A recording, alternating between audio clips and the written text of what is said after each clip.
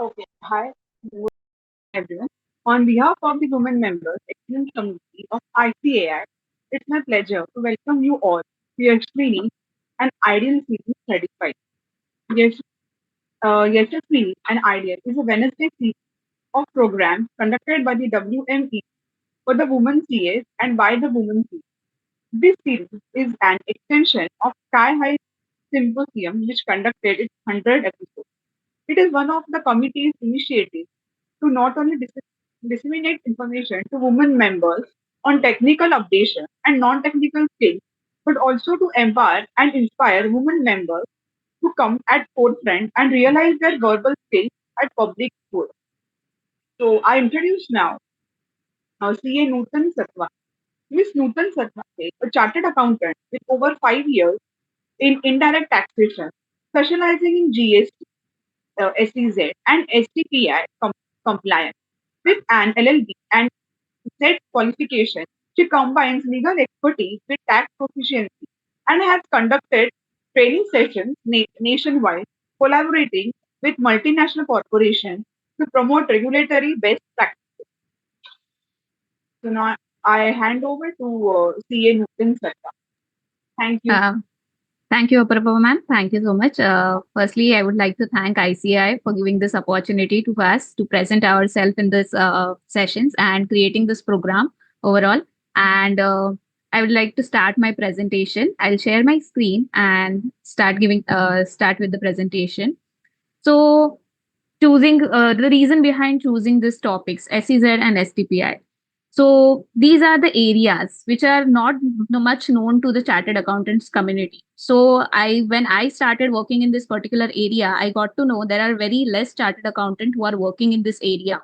And apart from knowing the SEZ STPI full form, which chartered accountants are really not aware about what areas are these, how it works, what schemes are this, how it is beneficial to our clients. So those who are into practice, basically. So I would like to bring the knowledge to everyone that what is this area is all about and how can we expand our practice into these areas.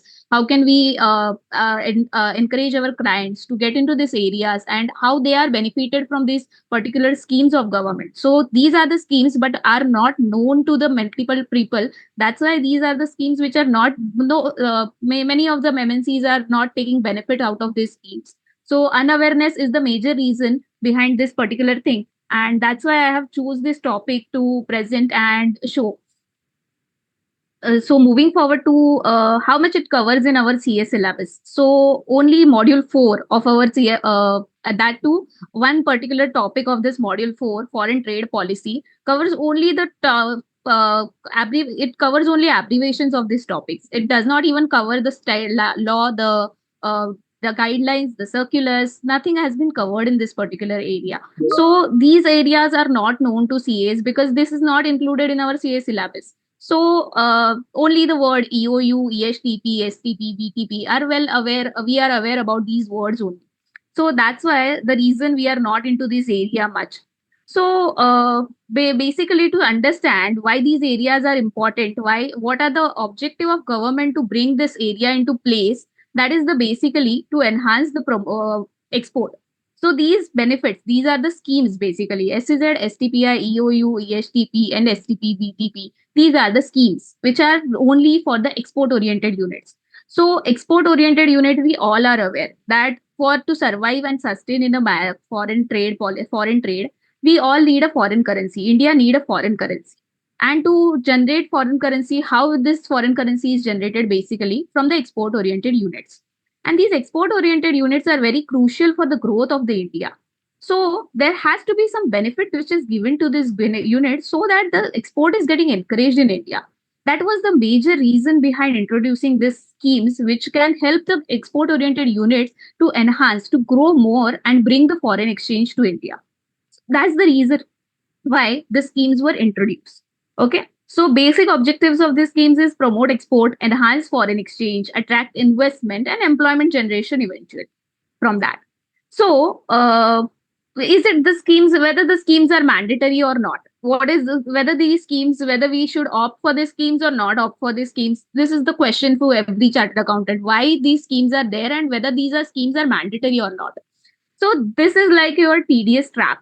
So whenever any company, IT company, export a software from India to outside India, and that cases where which is the IT ITS companies, in that cases, while getting the remittances back in India, they use a purpose code. Specifically, purpose code is something which you have to give the purpose of getting the remittances from outside India. So you give the purpose code to the bank and say that this currency we have received for exporting software. That is the point where RBI asks for the Softex form, and the Softex forms can only be generated from the SEZ and STPI portal.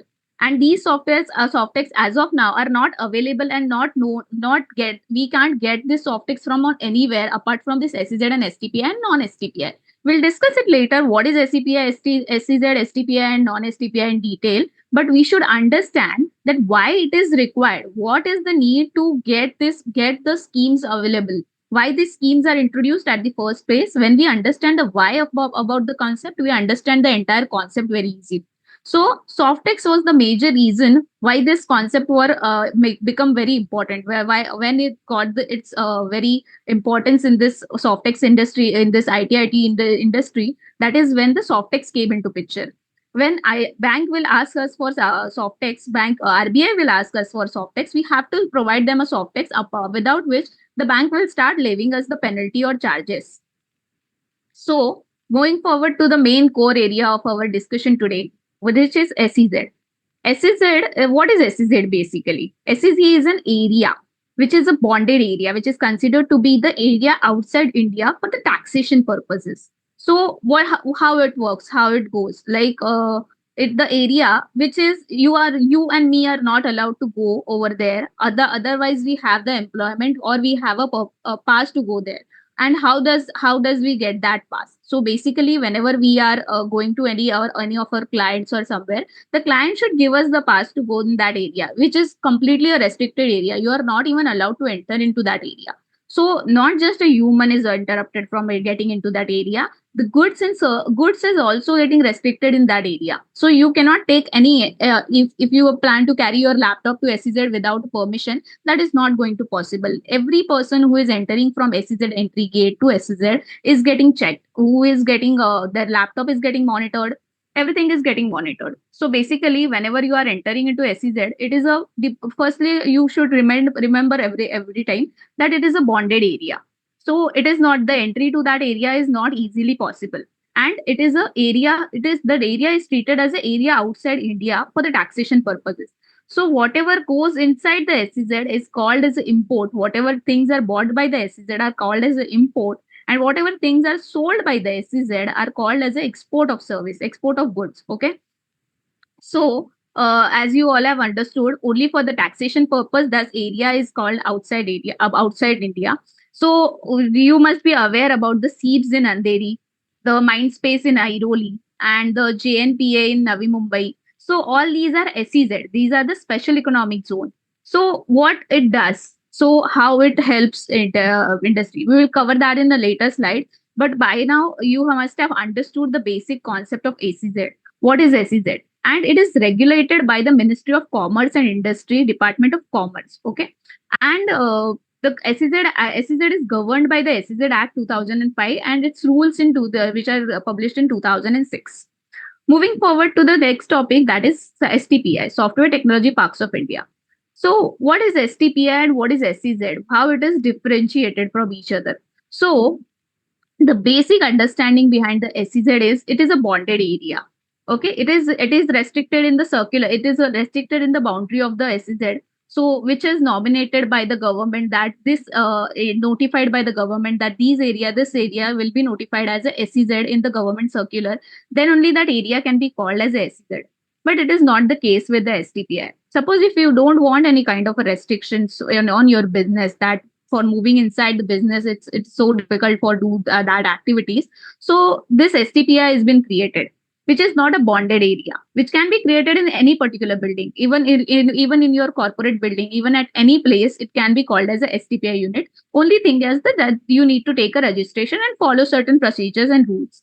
That suffice for the STPI unit. So it works on the same grounds as like SEZ. but it does not have any boundary walls and everything. So it is governed from where the STPI comes. So basically, it comes from Chapter 6 of Foreign Trade Policy. Okay. And who the ministry which governs the STPI is Ministry of Electronic and Information Technology. Moving forward to which all businesses can enter into this SEZ and STPI. As I told you, this SEZ and STPI is majorly brought for the export of the services or export of goods. So SEZ can be any unit which is exporting basically any capital goods or as well as raw material inputs or anything or services. Whatever they are exporting, if they are the unit is particularly exporting these goods and services, then they can go into SEZ. So how it benefits to that end unit, that we will discuss. But who can go to this particular unit? Only the export oriented unit of the entity. So suppose my company has export as well as the domestic trade. So in that case, what can a company can do is it can enter into SEZ for its export oriented unit for its export related transaction, so that the benefits which are available from the various grounds which are on the various different have taxations which will be get to that export category. So the units which are there into exports, say the export category, they can opt for this SEZ and STPI. So STPI is the name suggests Software Technology Parks of India. So the entities which are under software export of the software technology, those dealing with the ITITS industry, they can enter into this STPI. And apart from that, there are multiple other benefits of this SEZ and STPI. So, major benefit of the SEZ is that all the material, all the services which you are bringing in, which you are buying in the SEZ, which are procurement of the SEZ, are whether it is an import, whether it is a domestic procurement, all are duty free. So, suppose if you are importing something, so in that case, the duty, which is custom duty BCD plus SWS plus IGST, which is levied on the import of goods, is zero in the case of SEZ. And domestic procurement. On domestic procurement, we generally pay IGST, GST. So in that case, the GST which is paid on the domestic procurement is also zero for SEZ. So when we discuss in the GST law, when we discuss that there is a concept called as a zero rated supply. Zero rated supply is only applicable to two categories. One is the export and other is the sales to supply to SEC. So that's why this topic has been introduced over there, that zero rated supply is there for SEZ. Why? Because they want to give the export benefit to promote the foreign exchange. They want to give some benefits to the units which are exporting. That's why there is a zero rated supply concept in GST as well. Apart from that, all the services which you are procuring, whether it is import, whether it is a services domestically procured, those services are also out of the purview of GST. So everything which you are procuring in the SEZ, which is for the authorized operation of the business, is duty free. So there is no duty payment on this. So eventually it helps to reduce the blockage of working capital. So that's the reason why, major reason, what is the saving behind this export oriented unit is that they are not working on any working capital. The working capital is freely available to them for use so that their business can be enhanced to grow more. And in SEZ, one more advantage is there is that if they have the entity is into ITITS industry, then the Softex verification, Softex certification, as I told you in the previous slide itself, that Softex certification can be only done by the SEZ and STPI authorities, officials, which cannot be done by any random other government authorities. So this Softex certification is done in SEZ without any charges. So what you have to do to be in the SEZ? The government regulated SEZ, the private SEZs are there all around. So if you can say, as I gave you the example of Seeps in Mumbai, Mindspace in Airoli, all these SEZs, you can go approach the developer and you can get the unit. But it is not that easy to get the SEZ permission. So for that, you need to follow the certain procedure and deal with the Ministry of Commerce and Industry. And then from that, their combination of these approvals, you can get the unit in the SEZ. What are the advantages of being into STPI? So STPI also has its own advantages. So STPI does not, firstly, I would like to tell you that STPI does not give any domestic concessions. So if you're procuring anything domestically, there are no as such benefits on the domestic procurement.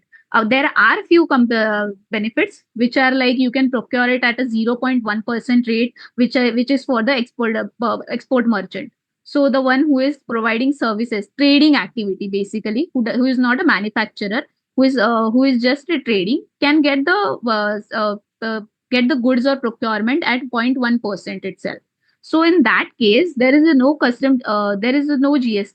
But in the domestic procurement, you have to pay the GST in STPI, but there is no import duty in the custom STPI. So basically, whatever custom duty which you are paying, so if your unit is majorly working into IT ITS industry and which has a requirement of laptop servers, the carpet which is required for the production of the IT ITS equipments and everything. So all those things you can buy duty free from the import procurement.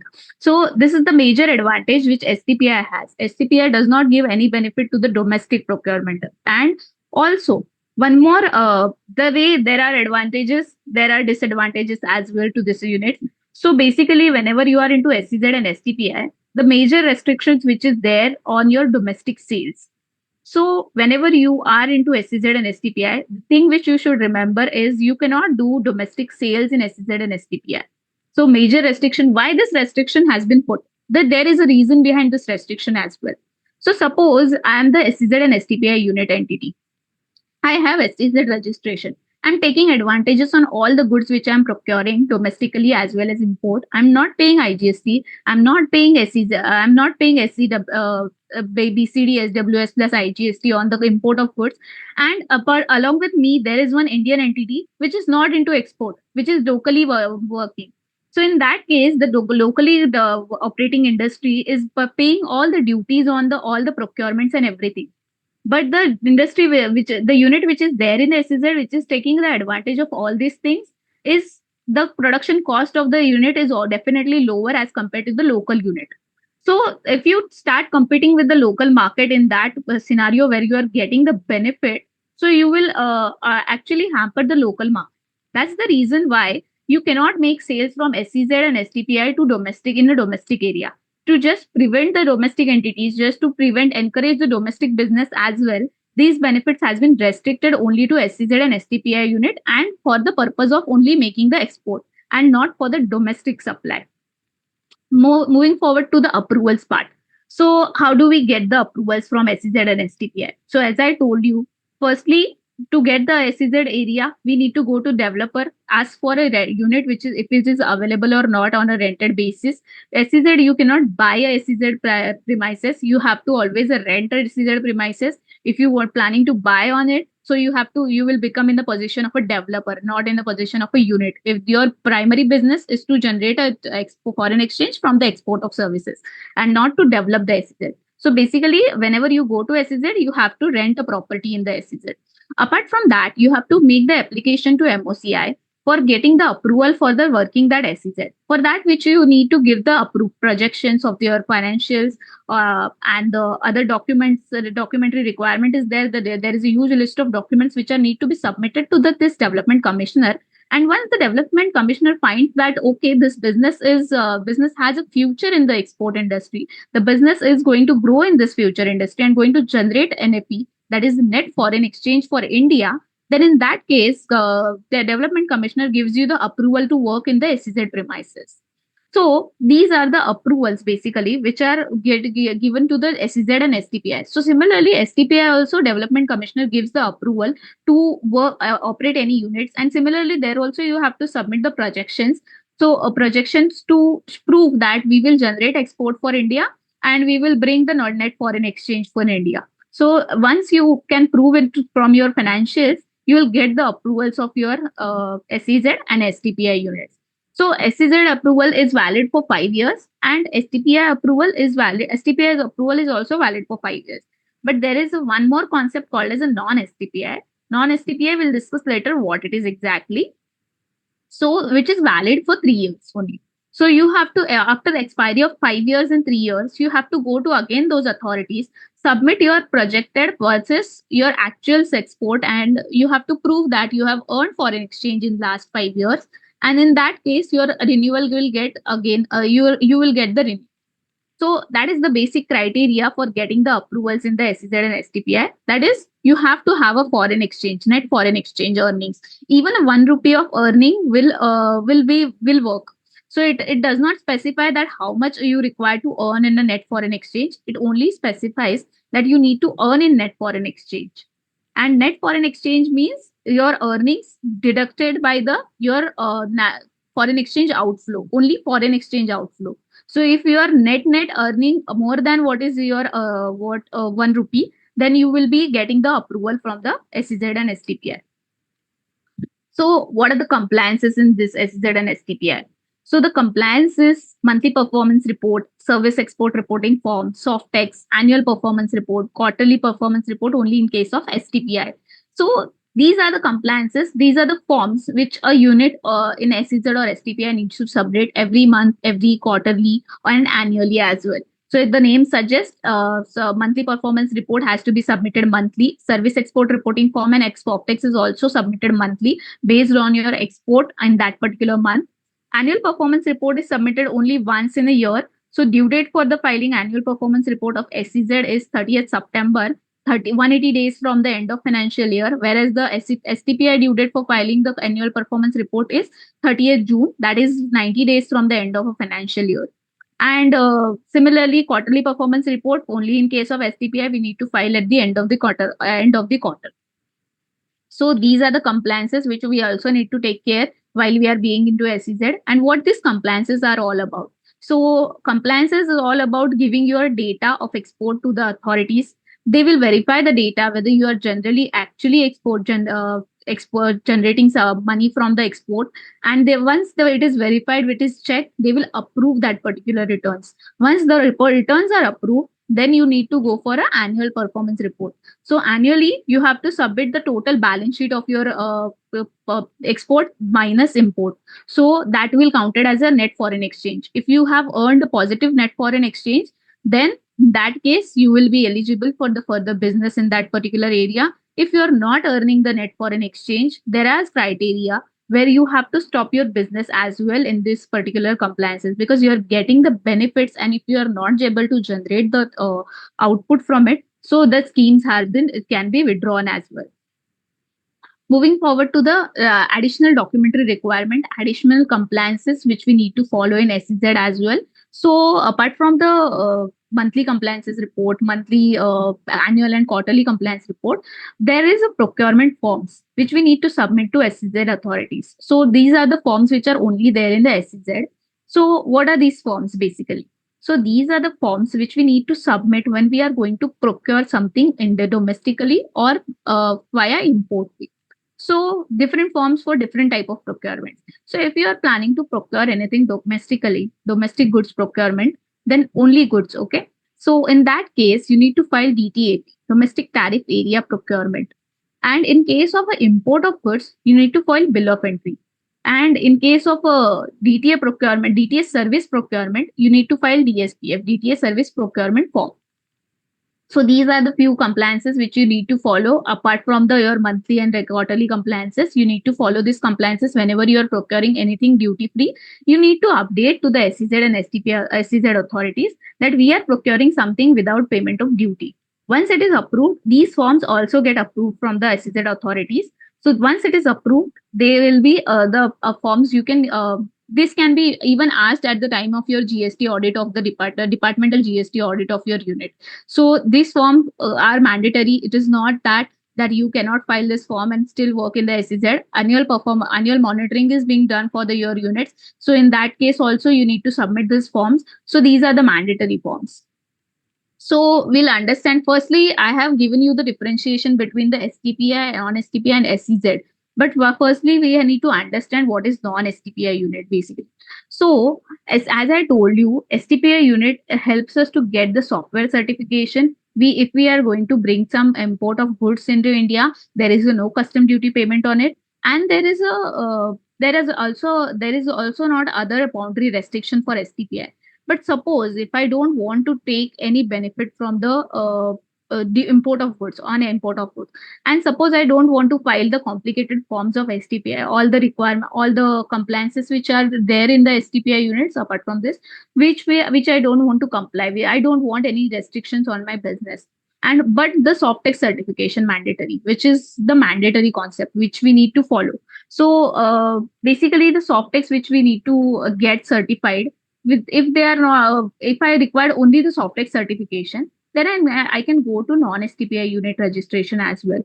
So these are only required for the units which are don't want any kind of restrictions on their business, but want the Softex certification. They can go to the non-STPI units as well. So we'll understand what is the difference between STPI units, non-STPI units, and STZ.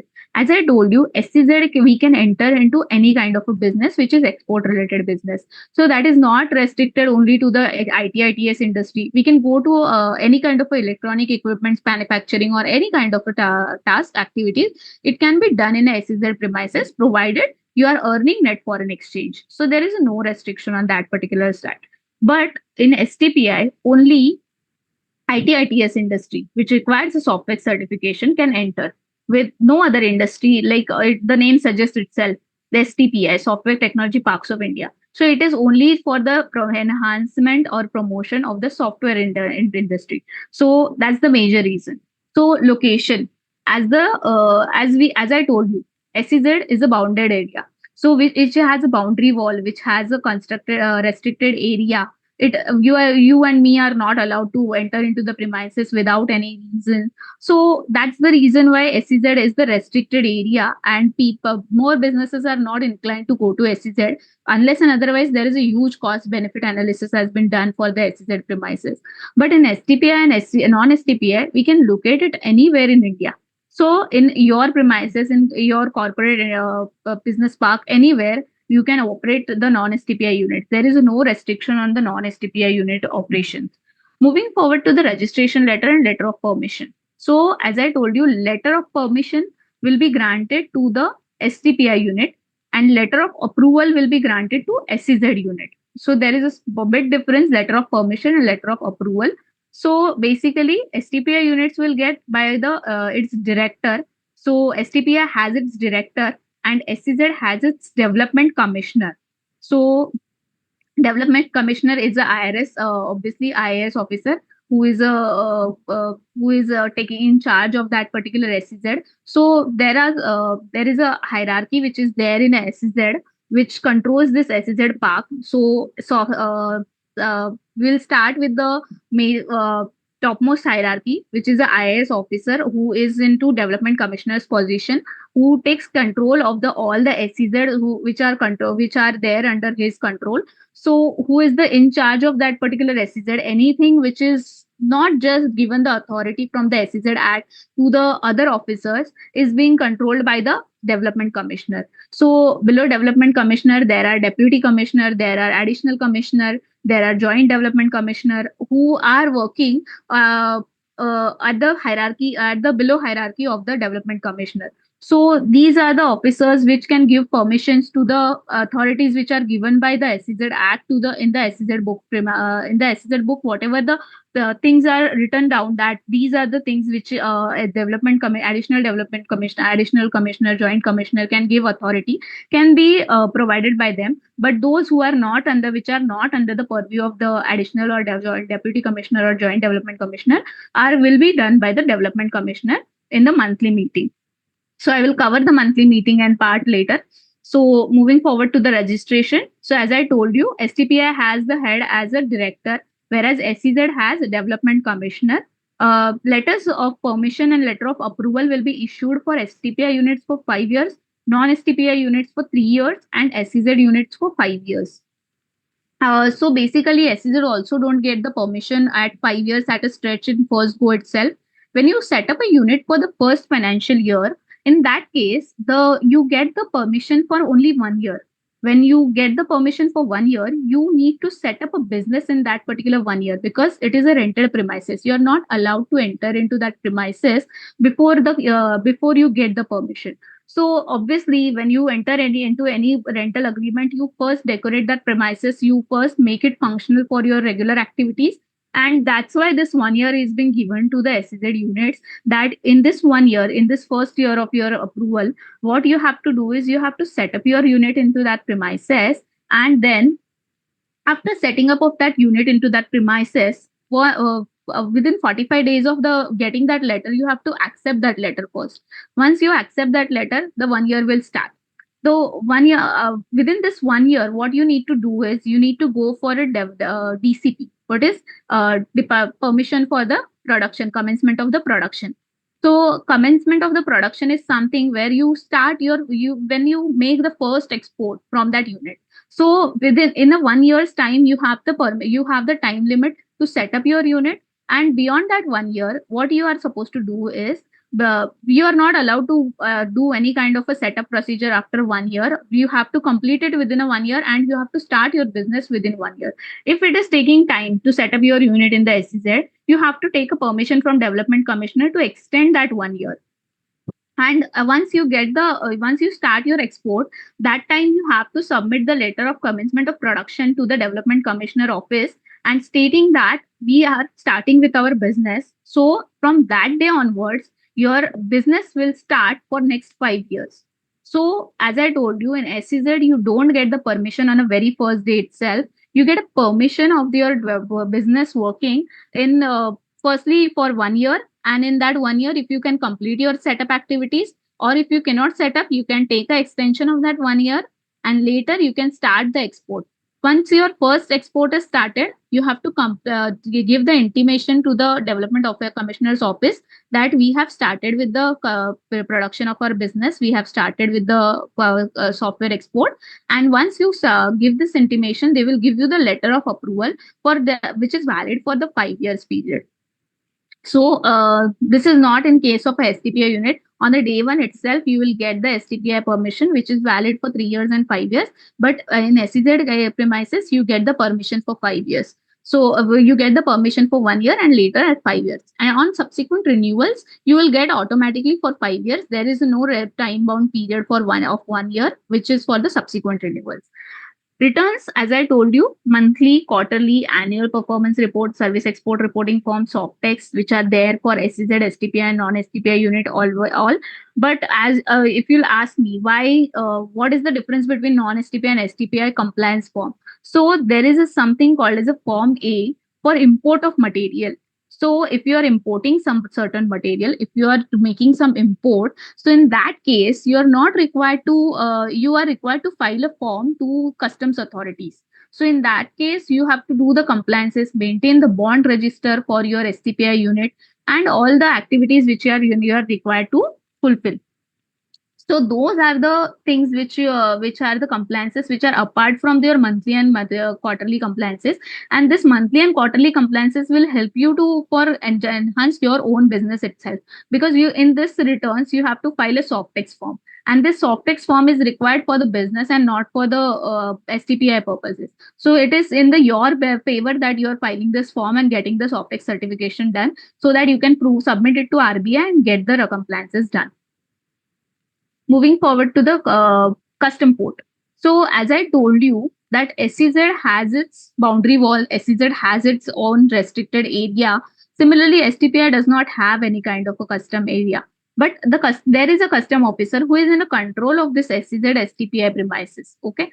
So all this SEZ officer who sits at the SEZ officer is basically sitting at the SEZ entry gate, who has a control of this entire SEZ premises, and who is in the control of the all the materials movement inside outside SEZ, who has the authority to sign those copies, the forms which I told you in the previous slides, that these three forms will be certified by the specified officer who is sitting at the entry gate of the SEZ. So anytime when you are moving the material inside the SEZ, officer will check the material, check whether it is for the furtherance of business or not. So suppose if you are buying anything, any stationary material or any sanitary material, so the difference between this is like whenever you are buying anything which is in furtherance of your business, which is helping your business, that will be counted as a duty free material, which is called as a benefit material. But whenever you are buying something which is not for the furtherance of business, which is for the fun of employees, suppose there is some snacks activity which is happening, snacks given to the employees, some activities happening on the floor for the employees, then you are bringing some material and some gift vouchers you are giving for the employees, then that this is not classified in the category of the furtherance of business. That this furtherance of business we have heard a lot in our GST. So similarly, here also the concept prevails that anything brought for the employee or anything brought for the goodness of the other than operational activities will be counted as your non-furtherance activity, and that's why the benefit will not be available. So officer who sits at the SEZ entry gates approves these forms. Firstly, he checks the form whether it is whether it is appropriate goods which is going inside with the duty benefit, and if he is satisfied that the goods are going for the duty free purposes, then only those goods are being monitored and getting approved at the SEZ entry gate and are allowed to move inside the SEZ without payment of duty. We'll come later to the DSPF part. What is DSPF and why it is required for services as well to get certified from the officer, and how it helps us in GST as well. We'll come to that part later. Custom port. So we completed, but there is in STPI there is no such custom port. But the goods which are brought into the STPI and which are taken which we have taken the duty benefit are the bonded goods basically, and these goods when they are bonded are will be obviously bonded by some authority, some control will be there by the authorities on this particular goods. So these are the authorized goods. So the custom officer who is the authority of this STPI have the power to monitor this particular area as well as to power monitor this particular goods as well. So, domestic tariff area sales. As I told you, we are procuring goods duty free, and as we can compete with the domestic area supplier with a because the working capital involved by deployed by me and the working capital deployed by the person who is not into SCZ and STPI is very high. So the obviously the services will be rendered at a very low and cheap cost. That's why to stop this competition domestically and just to encourage the export, what they have restricted is that domestic sales. So STPI in SEZ, the both DTS sales is allowed in non-STPI because we are not taking any benefit. We cannot import goods without payment of duty in non-STPI. So in STPI, there is no non-STPI, there is no such restrictions. But in STPI and SEZ, yes, there is a restriction on domestic sales. So how what is the difference basically? So first we'll understand for SEZ. So in SEZ, whenever you sell any services which is not allowed basically, but sale of goods from the SEZ area to domestic area is allowed. Only the restriction is on the payment of taxes. So as I told you in the beginning of this session itself, that the SEZ premises is considered as area outside India for the custom purposes. So anything which is coming inside the SEZ brought into the SEZ is called as import, and anything which is going out of the moving outside the SEZ is called as export. So whenever we are selling goods in a domestic area from SEZ, as the area differs, it is from domestic from the outside India. If the goods are coming into India, it is called as an export of services. So the unit which is sitting outside the SEZ is importing the goods, and the SEZ unit which is there outside in the SEZ is exporting the goods. So the custom duty will come into picture, and SEZ, BCD plus SWS plus IGST will be levied on those goods. So sell from the SEZ is allowed provided you are paying the import duty. So you'll ask you will ask that how it will help to our economy. So basically, these goods are duty paid good. It becomes a duty paid goods, and not just the duty. When we are procuring anything from non SEZ area, we only pay IGST. But in case of import of goods, we pay BCD plus SWS plus IGST. So the duty burden becomes high on this particular SEZ goods. So nobody will be interested in buying goods from SEZ unless and otherwise any other SEZ is procuring that. So what is any other SEZ is procuring that? So it is called as an intra SEZ or inter SEZ supply. So suppose I am into SEZ, which is the area outside India. And another entity is also outside in SEZ, that is also in other SEZ or in same SEZ.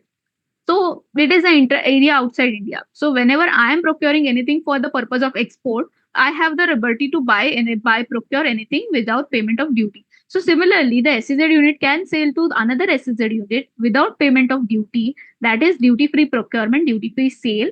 So that is 100% duty free. So sale from SEZ to SEZ is not counted as a domestic sale. It is counted as an export and import. That's why there is a that's why there is no duty component on that particular services or goods. But if you are selling from SEZ to domestic area, then in that case, the goods will be there will be import duty imposed. But in case of services, if you'll ask, services are not allowed to be rendered from SEZ area to domestic tariff area because the services cannot be monitored. It cannot be captured. That's the reason why the services are kept out of the purview of the SEZ. Moving forward to the STPI permissions for getting the ETA sales done. So, from the STPI, 50% of its previous year's export value, provided that the permission we have obtained from the director of the STPI. So, the once you start in the first year of your STPI, you are not allowed to do any domestic sales. But in the subsequent years, if you can give the assurance that only 50% of its value, 50% of your export value, which you have done in the previous financial year, you are going to sell in this financial year to domestic area, and provided that is of a mandatory nature and you are not using any kind of a goods duty benefit goods which you are availed for that particular area, so in that case you are allowed to make a DTA sales in that DTA sales. But permission from the director is mandatory in this case as well. Moving forward to the annual service charges. So, as I told you earlier, that annual service charges is what exactly? So, it is a basically to run this area, to run in this scheme, to run in this SEZ STPI, you need to pay some charges to the authorities. So, in case of SEZ, there are not any charges applicable in the case of SEZ. So, only the portal activity charges. Portal activity charges means what? Whenever you are filing any kind of a form, which I told you, which are mandatory compliance form, that time the annual maintenance fee of the portal will get deducted from your form. But apart from that, there are no other charges for SEZ. But in case of STPI and non-STPI, there is a charge limit basically. So based on your turnover, it is slab based charge basically. And this based on your turnover, you need to pay the charges to SEZ and STPI and non-STPI authorities. So annual charges are there in non-STPI and STPI unit. SEZ, there are no annual charges, but you need to go and buy a premises on a rented basis from the SEZ in the SEZ area. Moving forward to the next point, import procurement of goods and services. So, import procurement, as I told you, in non-STPI, you are not getting any kind of a benefit in the import of goods. But in SEZ, duty-free import procurement can be done of capital goods as well as raw material nature.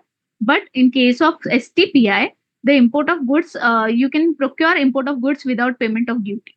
So in SCPI and SEZ, both the places, you can procure goods, import goods without payment of any kind of a duty. But in non-STPI, you will not get any kind of a benefit, so that you are there only for the purpose of SOFTEX certification and not for any other purposes. GST benefit. So we'll talk more about this GST benefit, basically what it is exactly and how a unit can avail a GST benefit in SEZ and STPI premises. So this is a very large area which we regularly work into. Suppose if I am into DTA unit, I don't have any SEZ and STPI unit. So I am in a DTA. I'm working, I'm exporting basically. So whatever I'm exporting, what I do at the end of the year, I do a calculation quarterly, monthly, or any basis. We take a GST refund of the input tax credit of which we pay to the on procurements. Okay, so this credit which I'm get taking every quarterly or monthly is a blockage of capital for me. So I'm going to take credit of this refund of this amount at the end of the quarter or at the end of the month or later at the end of the year. So this particular benefits which I'm going to gain is available in GST for any particular domestic entity. But in SEZ, we are not paying any such goods or duty on any such goods. So the on majorly on a capital goods, major capital goods are restricted from the refund category. So we cannot get any kind of input tax credit of a capital goods as a refund in GST. But in SEZ, we are not paying duty itself on these goods, capital goods, services, and domestic procurement raw material or any other material as well. So in that case, if you are not paying any duty, there is no point of claiming any exemption or no point of claiming any GST refund. So your working capital gets working capital will be blockage will be reduced, and to that extent, you are not supposed to file the refunds as well. But in STPI, how it works? So STPI is as good as a domestic unit, as I told you, which cannot take a benefit on the domestic procurement. Domestic procurement are all duty paid in STPI. So the GST benefit, how the unit will take the GST benefit, that they will file the return GST refund every year. Whatever is their export minus whatever ITC is remained in their balance, whatever and apply after applying the calculations, they can get the GST refunds of their ITC. So this is the major area where everybody has the doubt that how we can get the refund in this SEZ. So basically, there is no concept of SEZ refunds. Why? Because SEZ refunds, we are not paying any duty in SEZ premises. So there is no concept of SEZ refund in this area. But in STPI, we are paying duty. STPI, we have one more benefit which is given to STPI units. We can procure goods domestically at 0.1% 0.1% GST rate.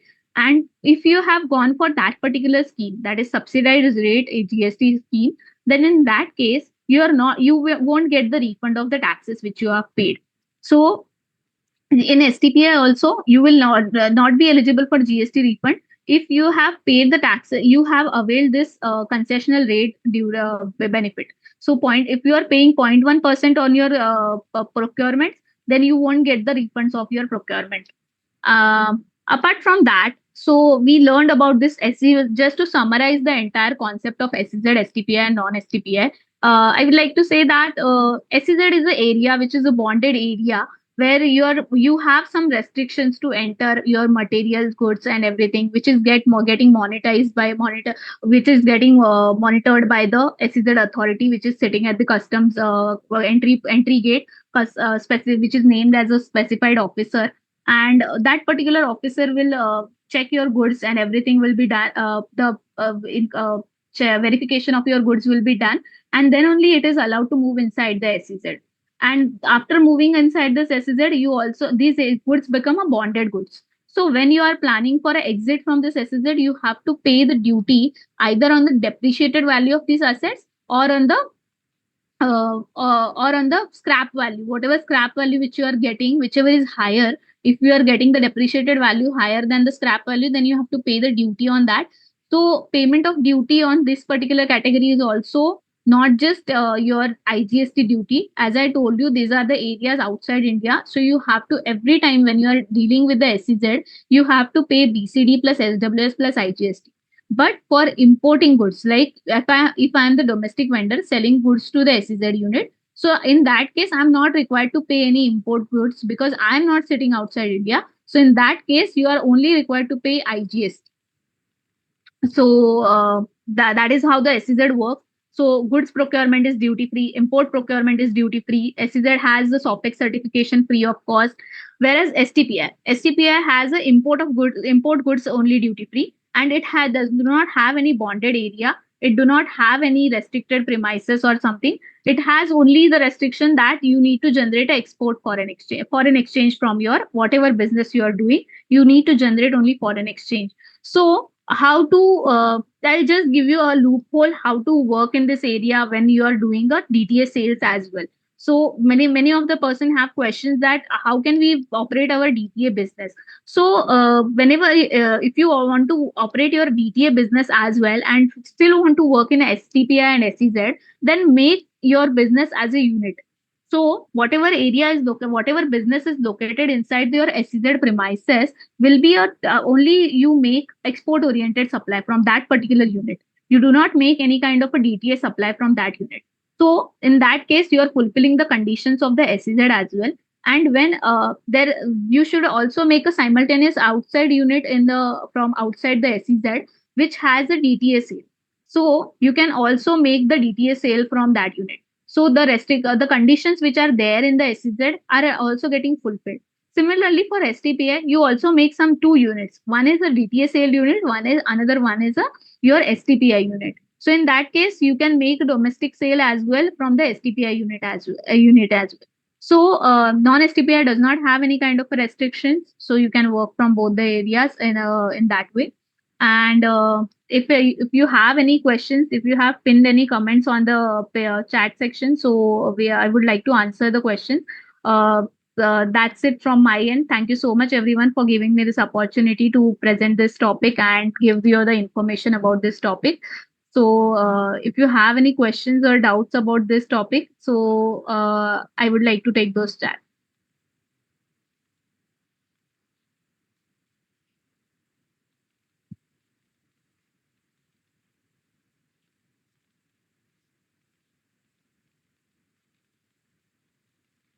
Hello, ma'am.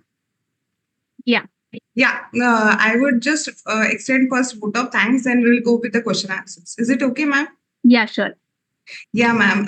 It's been my privilege to extend the vote of thanks for sharing valuable insights and deepening our understanding of SES and STPI. Your expertise has given us a clear view of these initiatives and how they contribute to the economic growth, infrastructure development, and also to the global competitiveness, particularly with the IT and software industry sectors.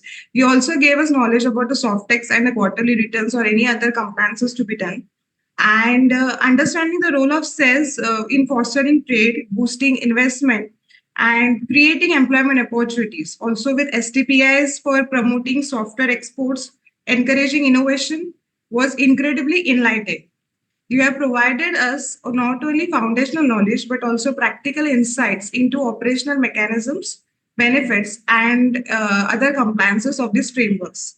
On behalf of the organizing committee and our participants, I would like to thank you for making this session so engaging and informative, ma'am. Your time and efforts are deeply appreciated, and we look forward to implement what we have learned today. Thank you so much, ma'am. Thank you so much. Yeah, I will go with the questionnaire session, ma'am.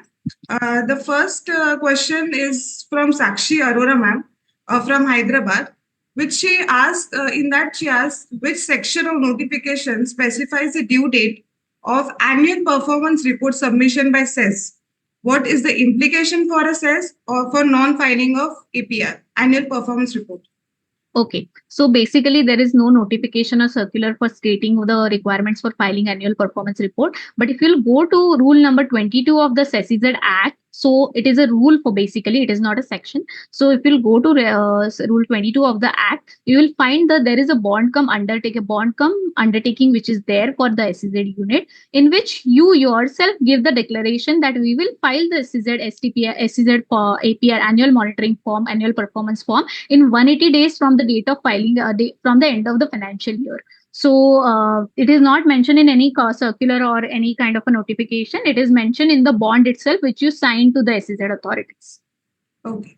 And the repercussion of not filing the forms. So basically, there is no penalty and penalties mentioned in the SEZ Act, but penalties and which is taken from the FTDR Act, Foreign Transaction Development Regulation Act. So Okay. you, whenever there is any penalty or imposition, what is the consequences if you ask me? So you can be moved out of the SEZ if you don't file the APR annual performance report on time and the monitoring is not being done for that.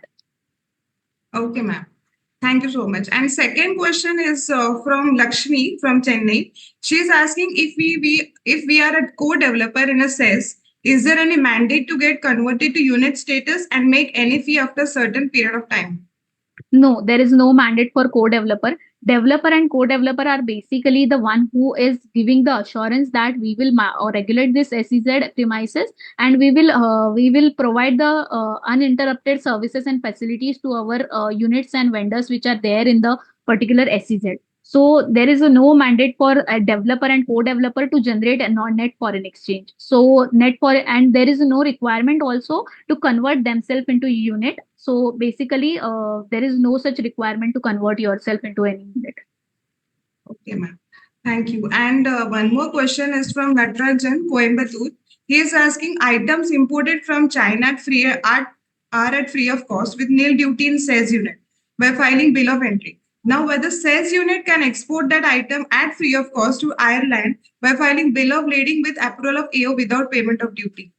Yes, when you have procured, see, SEZ is the premises where you can say import export goods without payment of duty. So Yes. whenever whatever you have procured, whatever you have manufactured from those particular goods, you can export those goods without payment of duty. There is no payment of duty in case of export in India as of now.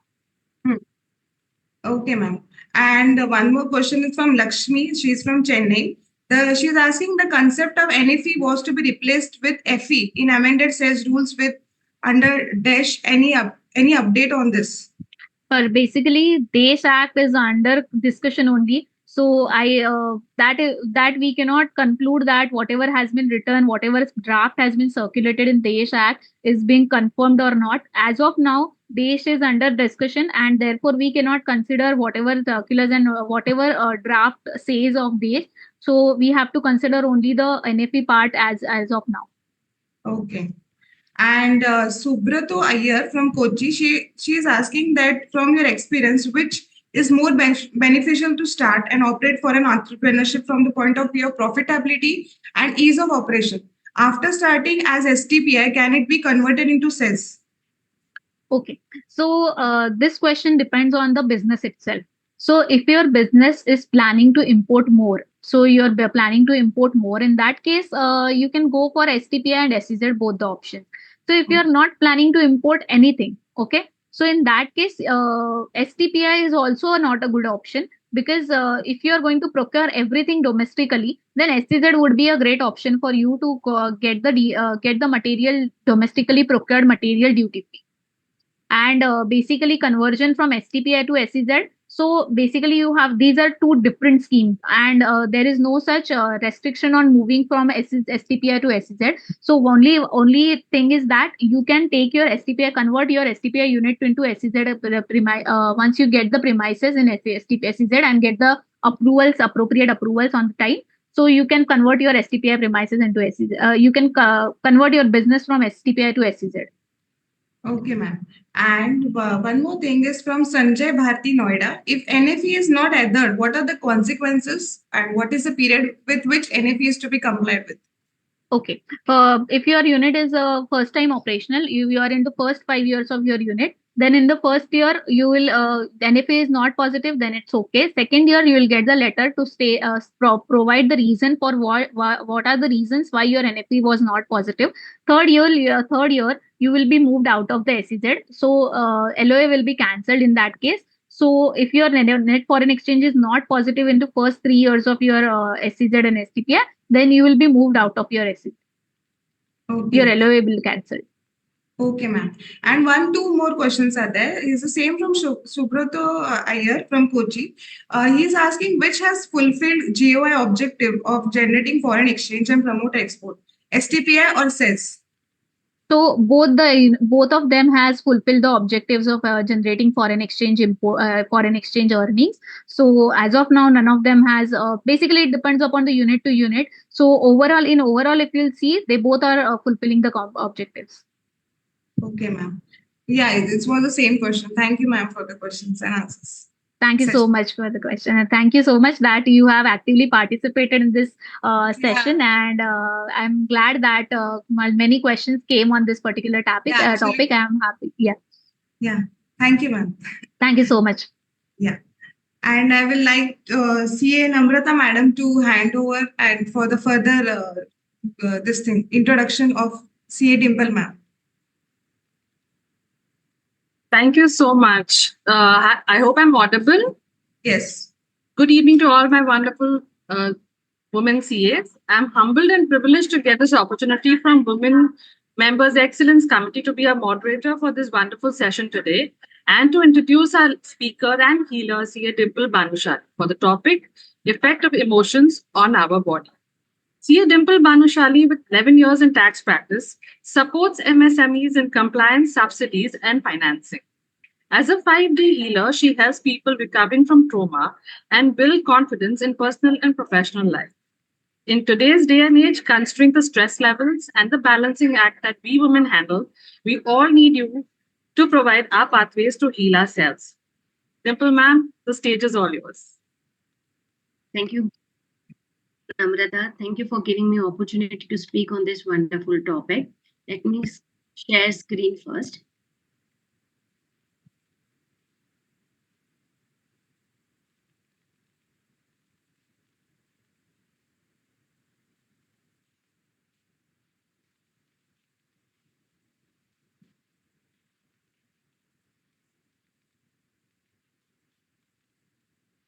Is my screen visible?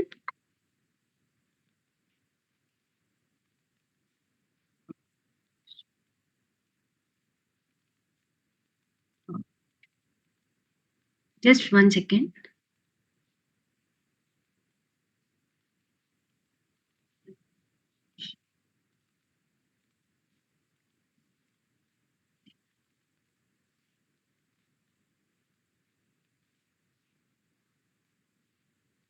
Is screen visible? Hello. Yes, it is.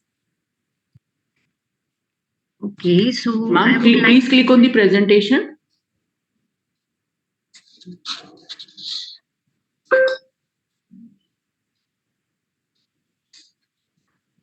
Dimple ma'am, please click on the presentation. Yes, I have done that.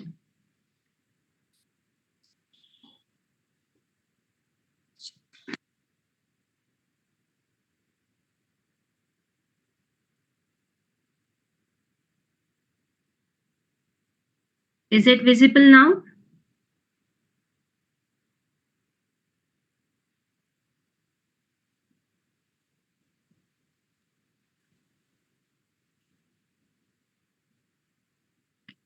Stop sharing. Okay. Can you see the screen? No, ma'am. Please share again, ma'am.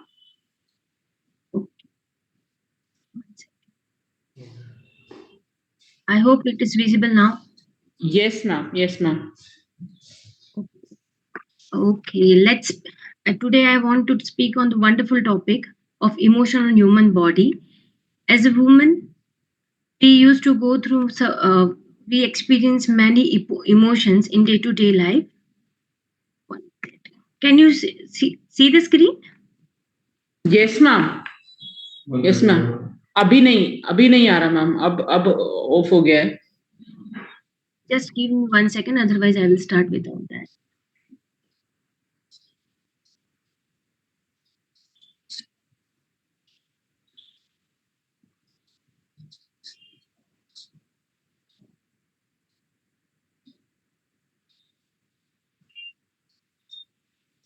Visible, ma'am. Yes, ma'am. Now you please start now. Okay. I will speak on this wonderful topic of effect of emotions on our body. As we know, as we ladies, we have goes through. We are said to be an emotion beings. We go through number of emotions every day. So it's very important to understand the emotions, how it's impact on our body. And in today's life, the stress level are increasing so much that it's very important to pay our attention to our emotions so that as we don't know knowingly unknowingly we are harming our body. So in emotion I would like to explain emotions from the point of view of energy. And as we know energy cannot be destroyed or created but it can be transformed, right? And with the emotion has a power to transform that energy. Every person used to have a different reaction for the same situation is there. Some people express it by way of crying, laughing, or there are different ways of expressing it and it's subjective, it varies from person to person. And emotions used to make changes in our physical body also. Sometimes we experience increased heart rates are there are changes in breathing are there, hormonal fluctuations are there, many things are there, and emotions plays very important role. It helps us in guiding is there, it helps for social interactions are there. Let's keep this session interactive so that we can make most of this session. Can you tell me the different kind of emotions in chat box? Can you write which kind of emotions do we experience in day to day life?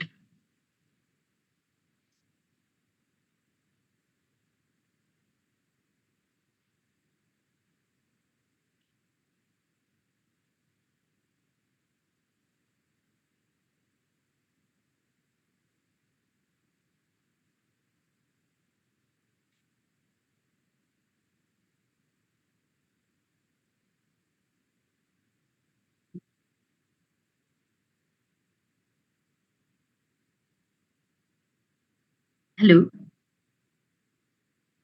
am I audible? Yes, ma'am. Okay, I'm not able to see chat box and Zoom. Ma'am, if I can suggest, this is actually hosted through a webinar, so participants will not be able to give you comments on the chat box. Okay, so So to that extent, I suggest we can continue, and towards the end, whatever the questions we receive, we'll be happy to address it to you. okay, great. That's great. Okay, I would like to tell you that we used to experiences number of emotions in a day, like joy, sadness, anger, love, hatred, care. There are many emotions are there. But what is important is that it's good to, as a human being, we are going to feel to feel number of emotion, but it's very important to manage our emotions and give them direction. Proper direction is there, because when we don't handle our emotions correctly, then it used to affect our health. Let me explain it. um,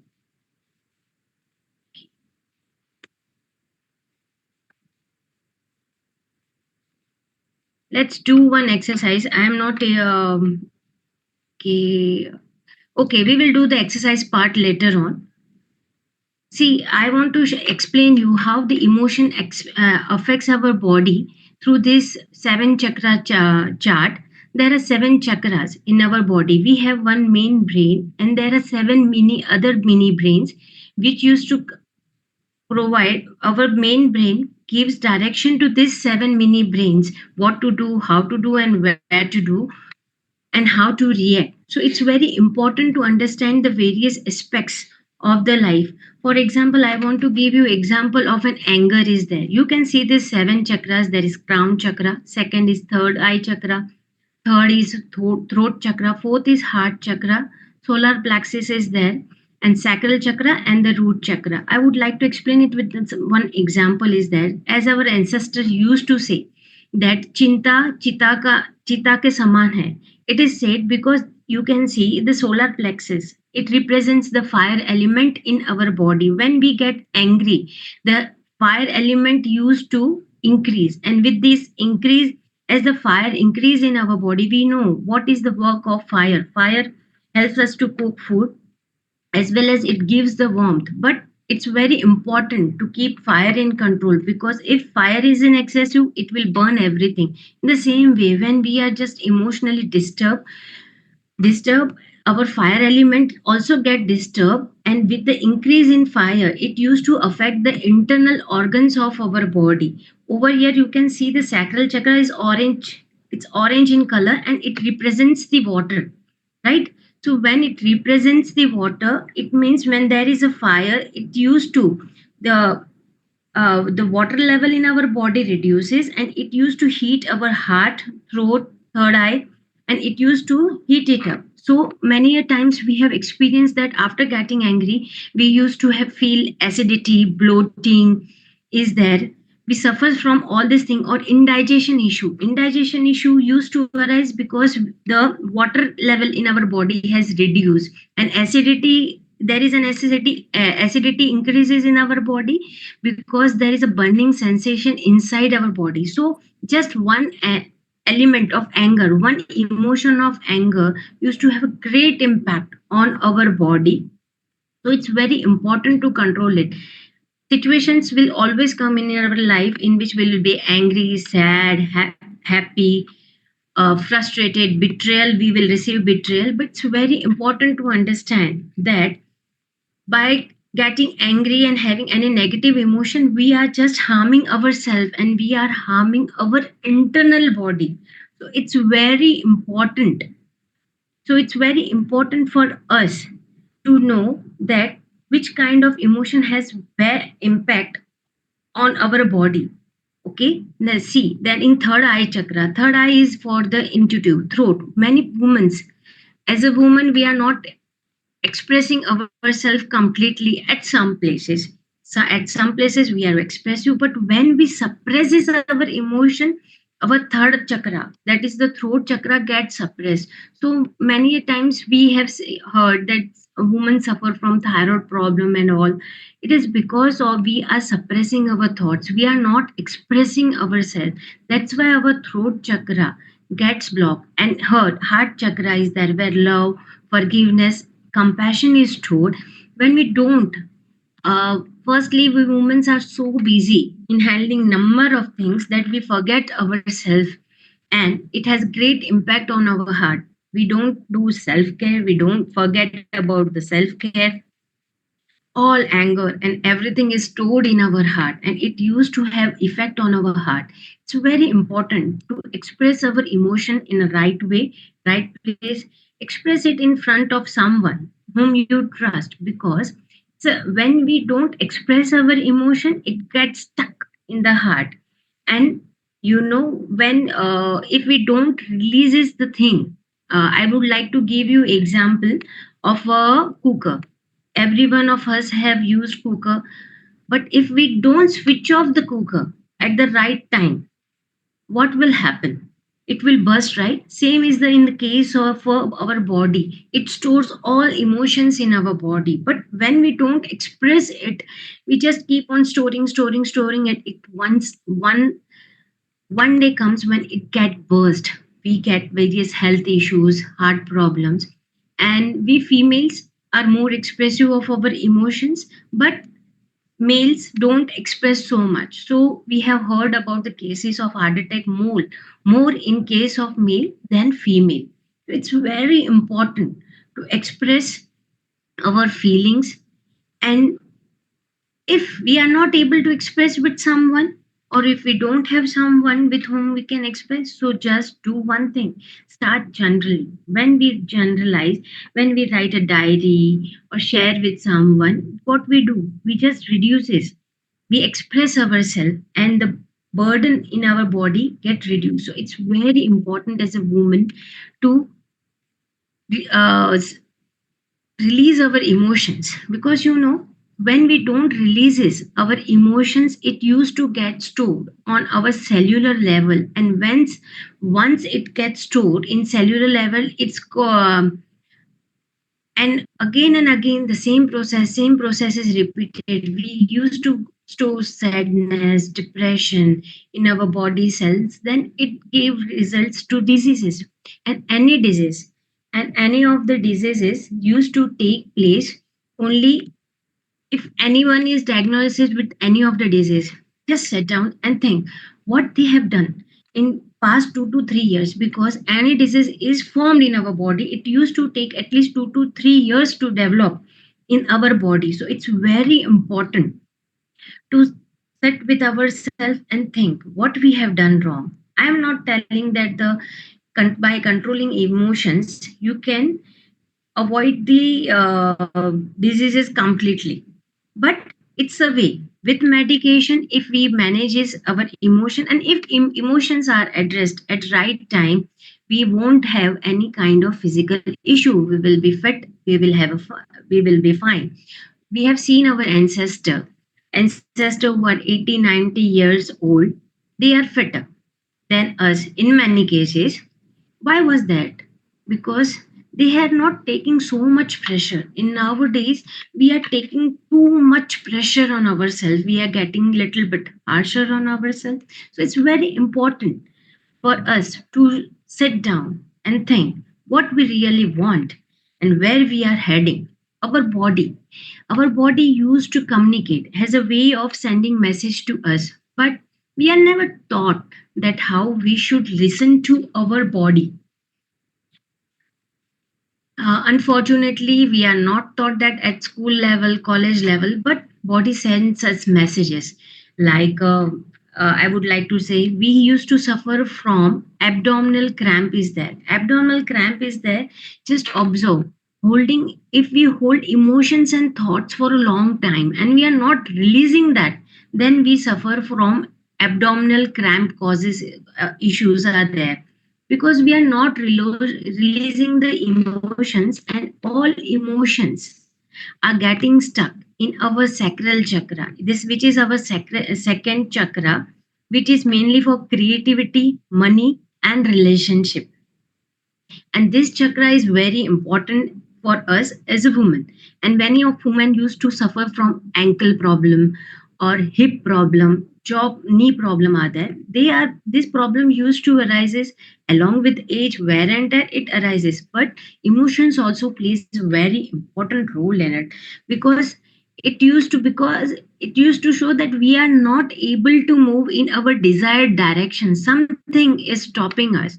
So whenever you have any kind of body pain in your body, just listen to your body, just sit with yourself and see whether you are suppressing any kind of emotions, thoughts, ideas, or you are not able to go in the direction in which you want. What is stopping you? What you are suppressing? It's very important to pay attention to this.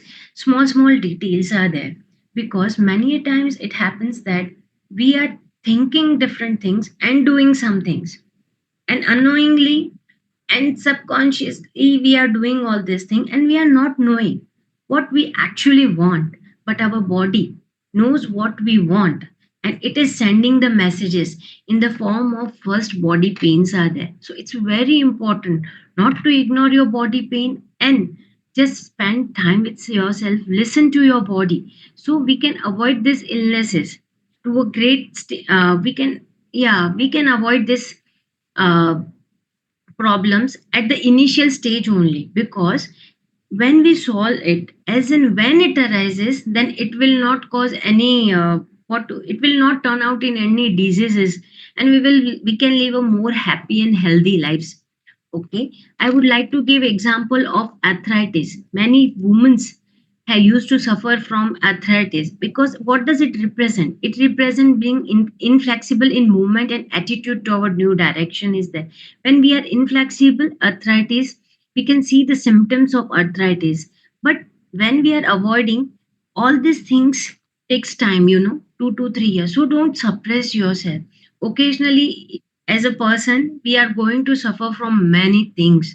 So it's a part of life. Accept whatever is happening, but you have to, at the end of day, give yourself some time, some attention, and not be harsh on yourself. As in this competitive world, we are trying to do this, that, multitasking, everything, but unknowingly we are damaging our own body. Are there? First, we spend few hours, few years of our life in building our house, children growing up with children's are there, financial health. We are looking after everything, but in that process we are ignoring our physical health. We used to say we will look after our physical health later on, but it's late. So don't do that. Back problem, many women used to suffer from the back problems, right? Why back problem? When many times we used to feel the pain in our upper shoulders are there, back shoulders are there, lower shoulder. What does it signifies? That it used to signifies that we are carrying the burden, excessive pressure. Our body can't handle that pressure. Our body is crying and telling us that you are taking too much of pressure. Please don't do that. But we are not understanding that we will use balm or spray, medication. Yes, we should use it. But at the same time, we should see, oh, is anything which is putting pressure on me? You have to ask this question to yourself, because when you will ask the question to yourself, you will get the answer, and you will get relief from many of these things are there. Back problem used to signify that we are carrying heavy load and we are not feeling supported. Lower or middle back is also showing we are not feeling supported. Sometimes as a woman, we are doing so many tasks that we are not feeling supported, either supported from family, friends, colleagues. But when there is a will, there is a way. We have to manage. We have to think that if we are not supposed how to do the task in such a way that it don't put pressure on me and I enjoy the work, because the day we start enjoying whatever we are doing, all this pain will reduce eventually. See, there is upper back pain, back, neck, shoulder tension. It means caring and thinking about other people's problems. Many times we have seen that people come to us and they share their problems, and we keep on thinking about it. Think, yeah, what solution I should give so it makes a difference. Yes, it's a good thought that we want to help other people, but it's very important to see that other people's tension don't create pressure on yourself. So it's very important to give help other people, but not to pressurize yourself at the same time. Okay, so it's very important to that. Headache, what does headache? When we do overthinking, we are in stress, when we have a thousand of thoughts, usually gets headache. Okay, so it's very important to settle your thoughts. Once you get calmer, settle your thoughts, your headache will reduce eventually.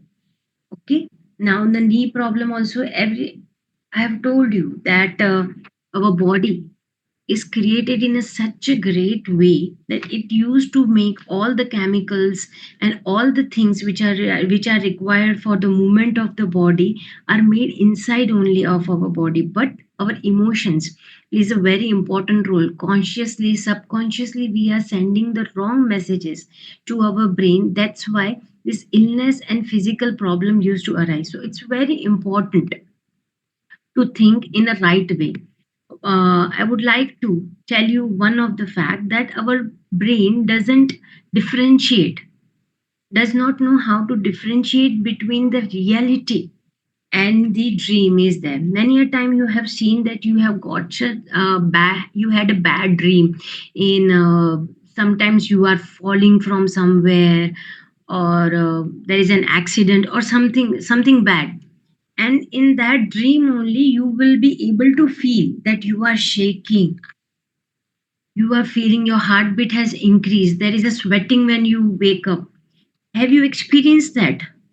It is because our brain don't know whether it is in reality or in dreams. We keep on thinking, but we are not knowingly that unconsciously we are harming our body. So it's very important to think in a have a positive thoughts, because we are thinking negatively, then our body are releasing the negative hormones, and it is eventually disturbing our internal body.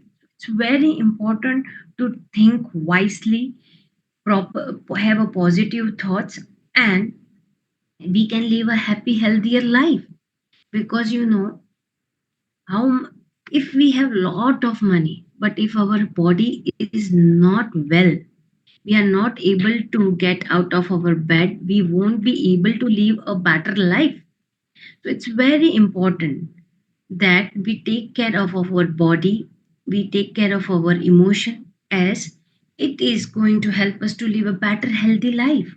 There is no other way in which we can enjoy our life if we don't have a healthy body. And as we know, we used to work a lot during when we are young or in our growing age. And what happens eventually when we grow old?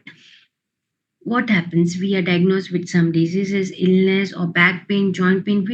We won't be able, when we are diagnosed, we won't be able to enjoy the life and live freely, go for climbing or tracking anything. Would we would have money, but if we won't have our health, then we won't be able to do that. So it's very important to take care of your body, to know what pressure we have to set the boundaries, what pressure you can handle, what pressure you can't handle. There are social pressures as well. There is not only work pressure, there is social pressure on the woman as well. But it's very important to know our self-worth, because if we will know self-worth, we are confident, then these negative thoughts won't come, won't trigger us so much, as we know our worth. And when we will have positive thoughts, we are confident, we will produce more positive hormones are there, and eventually it will lead a good health. And our body will be happy, mind happy, and we will be able to live a better and healthier life. Okay. Now comes the question how to identify that we are emotionally disturbed or we need some attention, we need to pay to our attention to our emotions.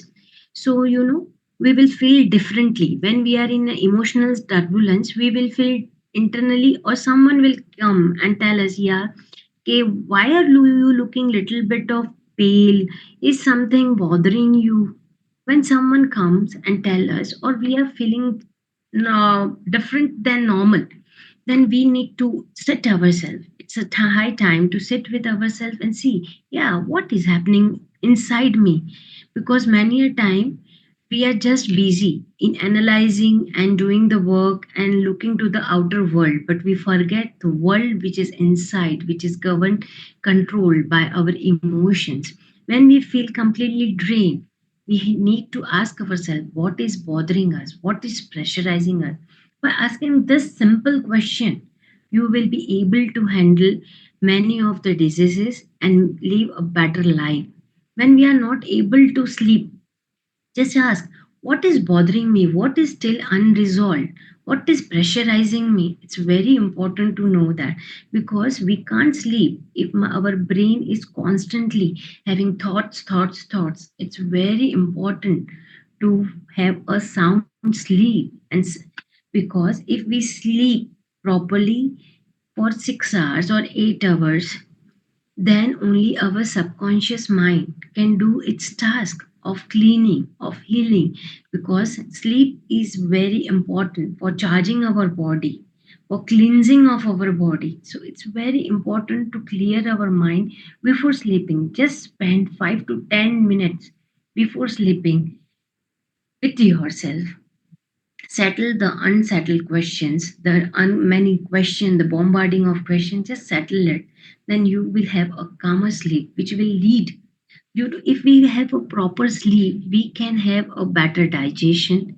There is a good, we can have digest food properly, and we can have a better life. There will be a glow on our face, and we feel more lively. But when we don't have sleep, we are irritated, we are not able to enjoy the day or have a food properly also.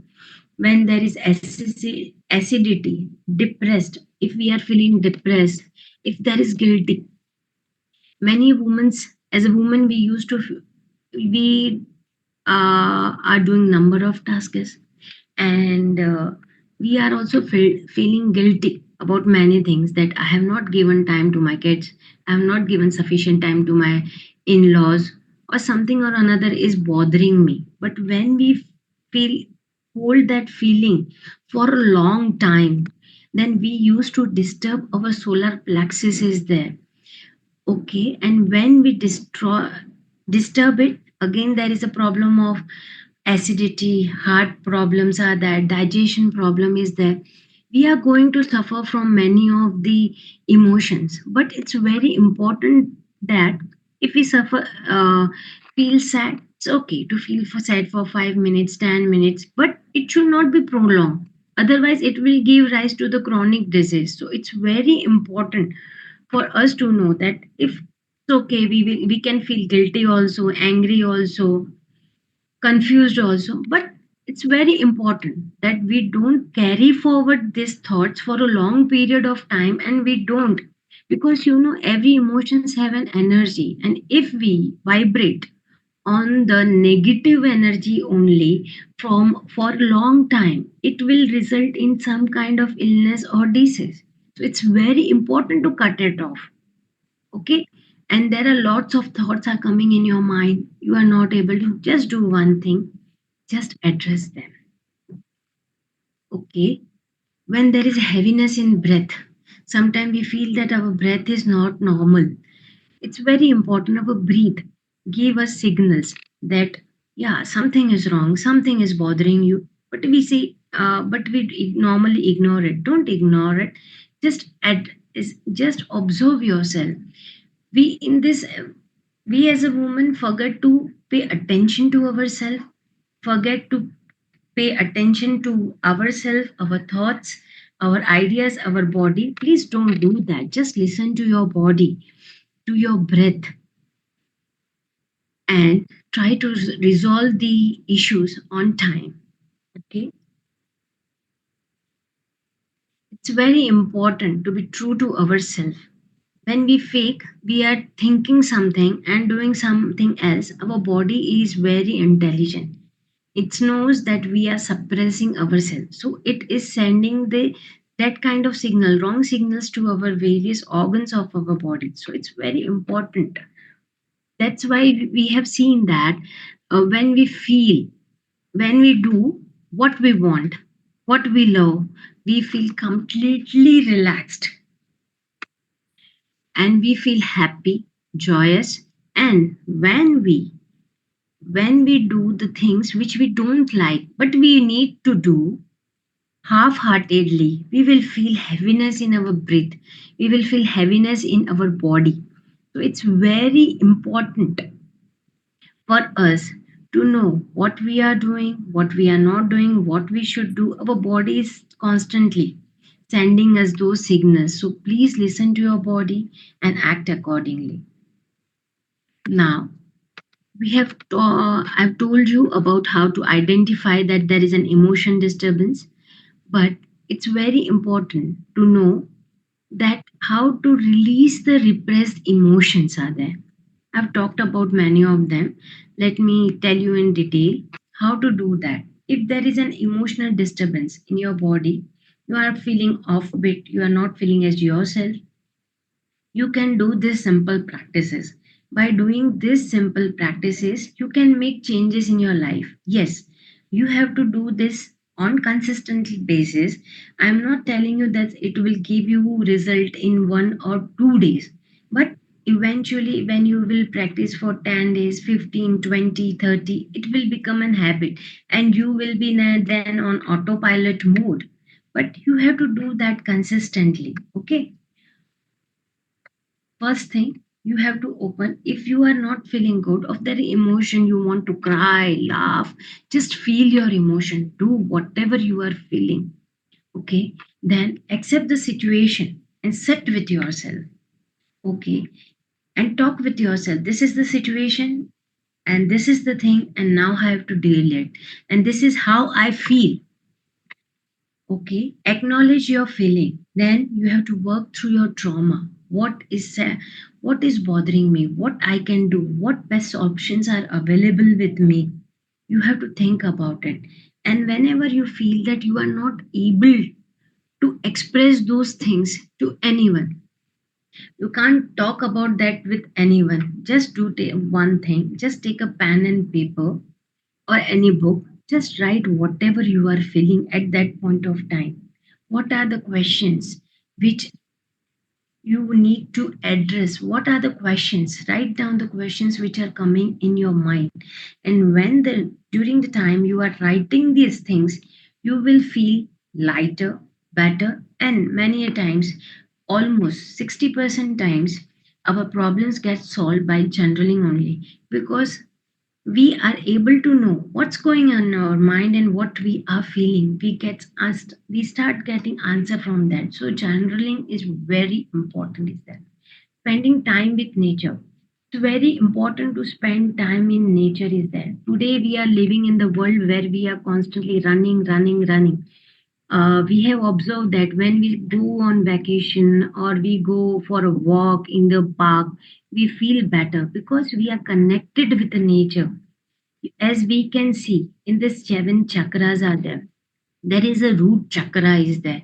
It is connected with mother earth is there. When we spend time with the nature give us the energy which help us to heal, and we can release our traumas, our emotions in mother earth. So it's very important to spend time in nature with the when we if we are sitting in office for an entire day and when we go out, go enough and have a fresh breathe, we feel so lighter because it helps us. Nature give us energy, it's clean us, it's heal us. So it's very important to spend time in nature. And if possible, you should do meditation at least 5 to 10 minutes a day. If you are not able to close your eyes, that is also good. It's okay. Just sit with yourself, inhale and exhale. It is very important. The studies have also shown that if we do conscious breathing for 5 to 10 minutes in a day, no, oh sorry, for 5 to 10, if we do conscious breathing for 5 to 10 times in a day, then also has a great impact on our body. So do conscious inhales and exhale, inhale and exhale. And if you are feeling anxiety at any point of time, or frustrated or irritated, I would just suggest sit calmly and just inhale and exhale 5 to 10 breaths, and it will make a great difference to your body. Because what will happen that once you sit with yourself, I am again showing you this chart, as you will be able to know that how the fire element, the anxiety, the turbulence in our sacral chakra is going to affect our entire body is there. And uh, I would like to, as a woman, we are homemaker also. So when we are disturbed, our entire family get disturbed. So it's very important to have a emotional check and be happy, because when a lady is happy, entire house is happy. I hope you can relate with that thing.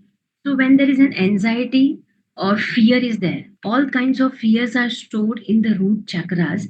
If there is an anxiety or a fear, just sit and have a deep breathing.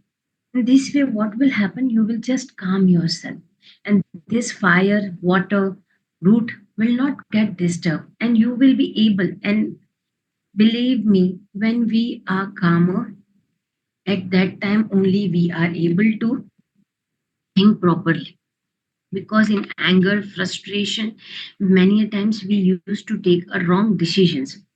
So it's very important that take inhale, exhale. Okay, this is the situation. I am fearing from this. I am going to face it. If possible, use the affirmations. Yeah, you can use any affirmation which works for you, that I am powerful. Yes, I can do it. I am confident. I've handled it many of time. I can do it. Yeah, I'm confident. You have to speak to yourself. When we speak to ourselves, indirectly we are sending message to our brain that we are stronger, and our brain has a power. Believe me, that our brain has a power. It will send us the solutions. It will, because it we are said to be an, as a lady, emotional being, as well as every human being is an energy being. We are made of energy. There are vibrations. We vibrate. So when we have a negative thoughts, we releases the negative vibration and things turns out to be negative.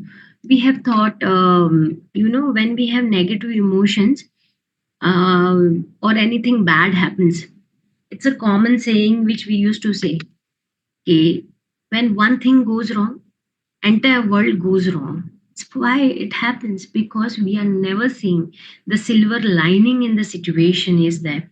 I know many things bad happens in our life, but it's very important to calm ourselves during that stage and see the silver lining. Because when we are having number of negative thoughts, we are vibrating negative, and eventually we will attract the negative things only.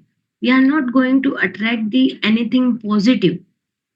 So it's very important for us to think positively, be calm when things goes wrong. Just talk to yourself and say, yes, I can overcome, because I have overcome many of the things before also, and this time also I can do that. We need to do that. Okay.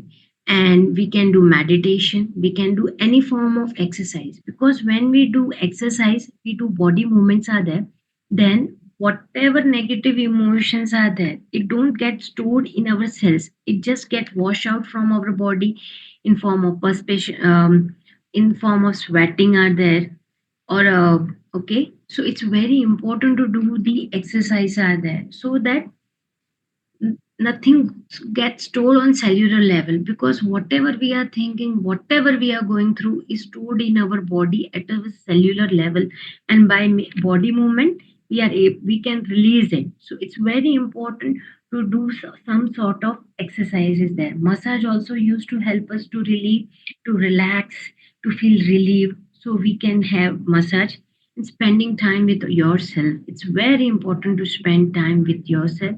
By doing these things, we can, by following these things, whichever is suitable to yourself, please do this.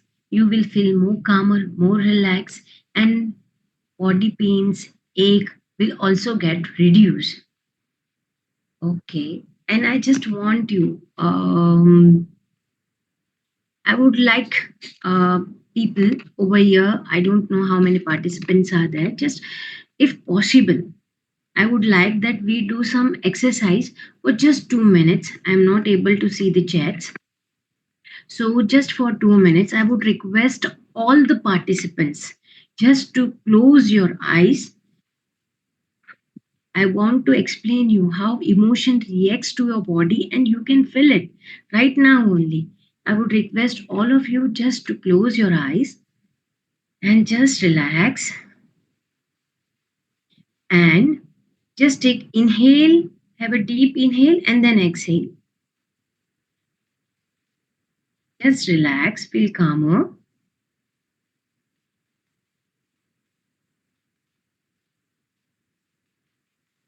and just think of the situation or a person that makes you feel happy, in whose company you feel happy, or a situation in which you were very happy. Just think about that for 1 minute. Just think about it.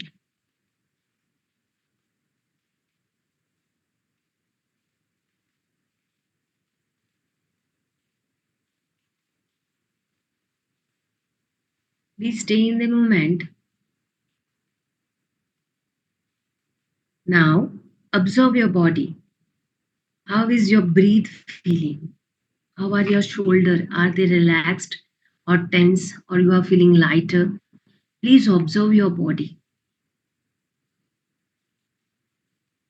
You're very happy right now.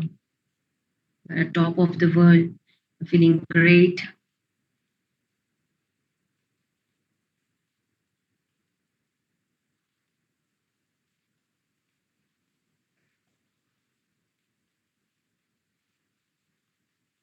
Now, please take a deep breath and exhale. Keep your eyes closed. Please keep your eyes closed and think about the situation or person that makes you feel bad, inferior, unhappy, or any unpleasant situation. Just think about it.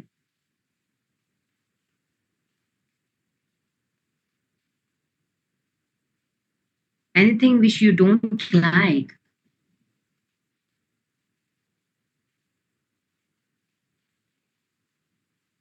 Just see the way your body is reacting and having effect on your body, your heart rates,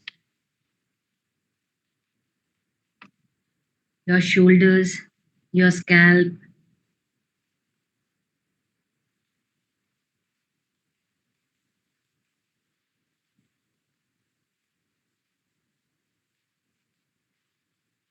Okay. Now just open your eyes. I hope you will be able to know from this little exercise that how one thought, just a thought, has an effect on our body. We are feeling very lighter, very alive, relaxed when we think about the good things in our life, and we are feeling our body get stiff. It's get heavier. Our body temperature changes when we think about something wrong or something bad. See, in this way, the emotion plays a major role in our life, and all these things are constantly affecting organs in our body. So, just one thought, as a, this, you can know from this how much effect one thought can create on our entire body. And if we are in negative emotions or complete stress for a longer period of time, how much harm we are causing to ourselves. From this exercise, we can understand that. So, my beautiful ladies, Now, onwards, I hope you will be able to know how much impact our emotions has on our body and how much important it is there to have a balance emotions, how to control our stress level, how important is that we take time for ourselves, we do the things for which we like. Because if we are in stress, our body will produce the negative hormones, give negative signals, and it will put pressure on our internal organs. So please don't do that. If you have stress, okay, talk to yourself. Okay, right now I'm stressful, but I'm not going to carry it forward for a long period of time. Do the things, just cut it off and change the emotion. Think about the best things which you have in your life. Think about the positive, good things you have in life. Express your gratitude to God for whatever things you have, because by gratitude, journaling the gratitude also has a great impact. When we start writing about the positive things which we have in our life, it used to produce the positive hormones, release the good hormones in our body, and our mind feel good, we feel relaxed, and our health also improves. Because no one can stay in constant pressure. Always think about the pressure cooker, how it reacts if there is a constant, we are not offing it, we are not going to off it and keep it on fire. How will it be? It will burst down. Same thing we are doing with our body. So I request you not to do that. Everything we are going to suffer, face, we are going to have different phases of life. So just enjoy the every phase of the life wholeheartedly, see the silver lining in every situation. Try to do that. I know it's not easy, but we can do it. And be positive, be calmer, be relaxed, so we can have a good life ahead. Because we as a woman has a great impact on life of our entire family. So it's very important to take care of the best person, the most important person of the house, that are we women. So please take care of yourself. And woman, as a woman, we represent the Shakti. So it's better. So use the inner power to heal ourselves. Every person is a healer. He can heal, he or she can heal itself. What is required is a proper mindset is there. So please use your power and always remember that everything is temporary, and we can't control everything or every person, but our response can change everything. Emotion is powerful tool, so please use it wisely and make life beautiful. Because the way we respond to anything or any person, that makes the difference, that makes us feel good, and it changes our life. So that's all from my side. And one more thing which I want to tell you, that as a woman, we used to suffer from. I would explain it with the help of the chart. That is a sacral chakra. Is there? It is placed near our uterus. Okay, and it stores many of the emotions. Many a time we used to suffer from the problem of either UTIs are there, constipations are there. It's all because we have duality. Whether we should do this, we should not do this. What should be happen? What should not happen? There is a lot of confusion, and we are not able to think straight. So what happens? It used to disturb this chakra of our body, or this point of our body, and eventually we used to suffer from many UTI, urine infections. So whenever you face this UTI or anything, just think what is going wrong, why I am not undecisive, what I need to deal. So by doing that, you will be able to recover fast. Because many times you would have felt that suddenly if some client comes and say, madam, you have to do this right now, and you already are overburdened with the work, and you have to do it. Otherwise, you will lose the client. You will feel the dip in your stomach. Your heart rate will increase. I hope you are able to connect with me. So it's very important. Okay, client comes, we have to do it another either way. So just take a deep breath and say, yes, I am capable of doing this. I will do it. Just take 2 minutes with you. Just plan how you will do it. And I promise you, you will be able to do that thing before time, calmly, without damaging your body, happily, and you will be satisfied. This is the power which we get if we manage our emotion well. So, to all my ladies, please take care of emotion, your mental health. It's very important because directly, indirectly, what matter is that we have a good health. With good health, we can have a good life, and our families can too have a good life. So that was all which I want to share with you. Okay. Uh, Thank you so if there are any question or answer questions, I would like to address them. Sure. Thank you so much, ma'am. On behalf of the Women's Member Excellence Committee, I, CA Sonali Johari, would like to thank you, a wonderful speaker, CA Dimple Bhanushali, for appraising us with this very insightful topic.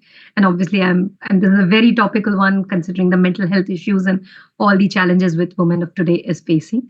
So thank you so much for sharing your insights. And I'm sure all our participants would have benefited from your insights. We do have few questions. If you allow me, I can raise those for the benefit of everyone and the specific audience. Should I start with the questions if that's okay? Yes. Sure. We have a question from Sarita from Bangalore. How to control the stress about kids and their education, especially with smaller kids? uh, I would like to tell you that the we should, whenever any situation comes na, just this is my way of handling. Just sit with yourself, write down what's the problem, what are the possible outcomes, what is the best thing I can do. Sometimes what we used to do, we used to overburden that, yeah, I have to prove that I am the best and I have to solve it. But don't do that, because as a human, we have limitation. We have to accept that there are certain limitations, certain things which I can do, which I can't do. We have to explain that to our children also. So when we do this two-way conversation with our kids also, with our family also, the stress level will also decrease, and you will be benefited, and you can handle the situation well. And I want to tell you that we stress more about the things, but eventually it is going to be solved. So be calmer and think that, yes, I can do it. I have handled it hundred of times. Now also I can handle it. It will boost your confidence and it will bring magic in your life. Perfect. Thank you so much, ma'am. I'm sure throughout the presentation, whichever phase of life each of us are, we would be able to relate to what you said. So thank you so much once again for your time, and I would also like to extend my gratitude for all of the participants for taking time to join this session and making it a successful one. With that, we'd like to close this session. Thanks again on behalf of Women Member Excellence Committee. I hope you guys had a great time. Thank you again. Thank you.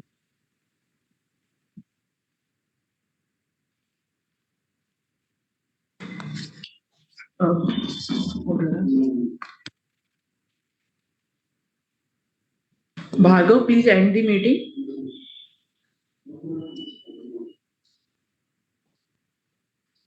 Thank you, everyone. Recording stopped. Connect with all of you ladies. Thank you so much. And